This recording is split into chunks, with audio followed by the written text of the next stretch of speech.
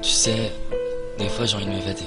Ouais, partir loin, connaître de nouvelles personnes, connaître un nouveau monde même. Ici je me sens pas chez moi en fait, je me sens pas en sécurité.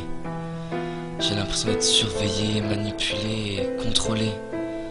Alors pour m'évader, j'écris et j'écris encore. La vie c'est bizarre, on rencontre des personnes mais on sait pas si on va les revoir demain. On les appelle nos amis mais des fois ils nous trahissent, ils nous font du mal.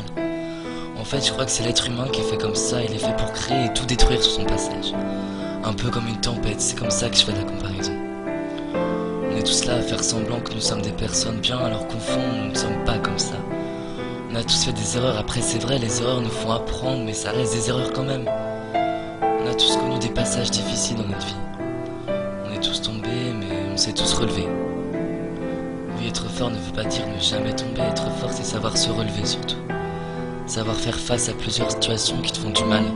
Et des fois on n'a plus de force justement, alors on baisse les bras, on souffre, on est triste, on pleure, ouais on pleure tous les soirs.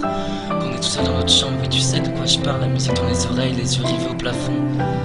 Et les larmes qui coulent, je sais que tu connais ça parce que on connaît tous un moment dans notre vie. On a beau faire croire qu'on est fort, que rien nous atteint, mais au fond on a tous un cœur.